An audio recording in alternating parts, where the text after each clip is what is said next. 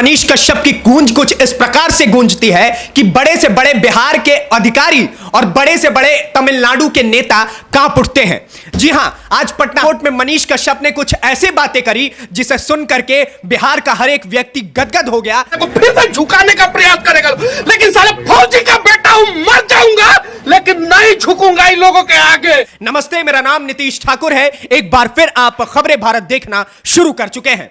देखिए, सबसे पहले मैं आपको इन सारी बातों का बैकग्राउंड इमेज बता देता हूं कि कैमरे के पीछे क्या हुआ जिस वजह से मनीष कश्यप इतने ज्यादा बौखलाए हुए थे। मनीष कश्यप जब कोर्ट में खड़े हुए थे तब जब वो मीडिया उनके आसपास में खड़ी थी तो लोग उनसे पूछने लगे कि मनीष भैया आप इतने हताश क्यों नजर आ रहे हैं। मैं 6 महीना से एक शब्द नहीं बोला हूं, कोर्ट में आता हूं चुपचाप जाता हूं, चुपचाप जाता हूं, आज परेशान कर दिए थे। तो मनीष कश्यप ने बताया यूं कि जब वो हाजत में बैठे रहते हैं जहां वहां पर जो लोग हैं उनको जो स्टार वाले पुलिस वाले होते हैं, ये बार बार मनीष कश्यप मेंशन कर रहे थे कि हवलदारों की इसमें कोई गलती नहीं है, बल्कि 2 स्टार और 1 स्टार पुलिस वाले जो होते हैं वो उनको लाला के स्मैक और गांजा और अलग अलग तरीके के नशे के पदार्थ पहुंचाते हैं और वो पी करके वो लोग मनीष कश्यप को परेशान करते हैं। यह बिहार की हकीकत हो गई है कि मनीष कश्यप को बर्बाद करने की क्या सोच रखी है उन्होंने। लेकिन मनीष कश्यप इसके विरोध में क्या खड़े होकर के कहते हैं मीडिया के सामने। मनीष कश्यप कहते यूं है कि मैं एक फौजी का बेटा हूं, मेरे दादा चीन के युद्ध में लड़े थे, मेरे पिताजी पाकिस्तान के युद्ध में लड़े हैं और मैं भी बिहार में इन अधिकारियों, इन भ्रष्ट अधिकारी और नेताओं के विरुद्ध लड़ता रहूंगा, कभी डरूंगा नहीं। यह मनीष कश्यप ने अपनी छाती ठोक करके कहा और यह देख करके मैं लिटरली कह सकता हूं कि बिहार की 12 करोड़ की जनसंख्या आज गदगद है। और उन्होंने एक चीज और मेंशन की, उन्होंने कहा यूं कि जितने भी लोग बिहार में हैं, बिहार में जितने भी माता हैं, जितने भी पिता हैं, जितने भी बिहार के लोग हैं वो सब परेशान हैं और परेशान होने का कारण और केवल भ्रष्ट अधिकारी और भ्रष्ट नेता है। देखिए, मनीष कश्यप जो कि 6 महीने से जेल के भीतर थे, जो हमेशा चुप रहा करते थे, जो अपना बिहार लौटने का इंतजार कर रहे थे, उनको बिहार में इतना ज्यादा टॉर्चर किया जा रहा है। आपको याद होगा कि जब मनीष कश्यप को बिहार में रहने के लिए कहा गया कि जो कोर्ट ने फैसला किया कि अब मनीष कश्यप का केस बिहार से ही चलेगा, तो उनके आंखों में खुशी के आंसू थे, चारों तरफ लड्डू और पेड़े बांटे जा रहे थे। लेकिन आज उस मनीष कश्यप को इतना ज्यादा परेशान कर दिया गया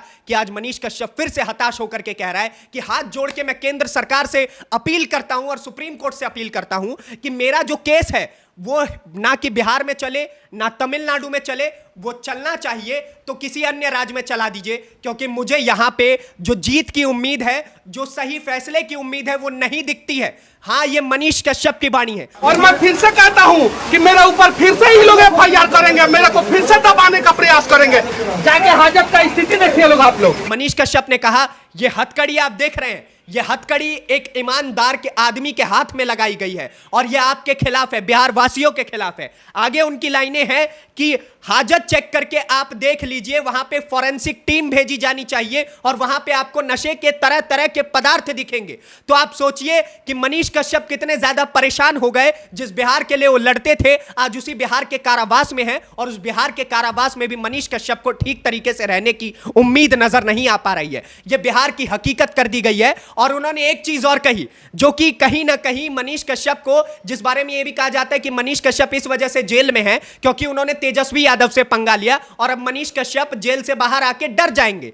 लेकिन मनीष कश्यप ने यह दिखा दिया कि जेल से बाहर आके डरना तो छोड़ो, मैं जेल के भीतर रह करके भी नहीं डरूंगा। और उन्होंने एक लाइन कही कि मैं चारा चोर का बेटा नहीं हूं जो मैं थर थर कांपने लग जाऊं, मैं तो एक फौजी का बेटा हूं जो मरते दम तक इस देश के लिए, इस बिहार के लिए लड़ते रहूंगा। और एक और बात कही उन्होंने कि नीतीश बाबू, आप कहते हैं कि आप स्वतंत्र पत्रकारिता के साथ हैं, आज एक स्वतंत्र पत्रकार को आपके ही कारावास में ठीक से रहने नहीं दिया जा रहा है, जो बिहार की हकीकत को दिखाता था आज उसको नहीं रहने दिया जा रहा है। और एक चीज, मनीष कश्यप की एक तारीफ तो हम सभी को करनी पड़ेगी। मनीष कश्यप की एक तारीफ वो क्या है कि वो व्यक्ति जेल में रहते हुए में भी डेटा रिकॉर्ड करता है, एक एक चीज वो खबरों को पढ़ता रहता है। उन्होंने कई सारी बातें कही, खबरों को पढ़ते उन्होंने एक चीज जो सबसे मेन पॉइंट बताया कि इतने 1700 करोड़ रुपए का पुल गिर गया, किसी की जुबान तक नहीं खुली। पत्रकार जो है वो मारे जा रहे हैं, किसी की जुबान तक नहीं खुली। जो लॉयर्स है वो मारे जा रहे हैं, किसी की जुबान नहीं खुली। हवलदार अधिकारी तक मारे जा रहे हैं। बिहार में सुरक्षित कौन है? आम आदमी से लेकर करके, और एक चीज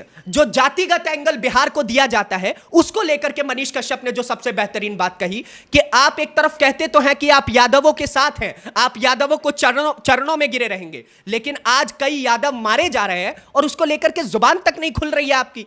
ये सारे पॉइंट्स देखिए, मनीष कश्यप के पॉइंट मुझे नहीं लगता है कि बिहार की 12 करोड़ की जनसंख्या में एक भी व्यक्ति गलत इस पॉइंट को ठहरा देगा। हां, 2 करोड़ वो लोग जरूर हो सकते हैं जो उप मुख्यमंत्री के साथी हो और उनके बारे में अच्छा मीठा मीठा सुनना पसंद करें, लेकिन 10 करोड़ की जनसंख्या आज भी मनीष कश्यप के साथ है और इसलिए कई लोग खड़े होकर के नारा लगाते हैं कि भैया में भैया, मनीष भैया।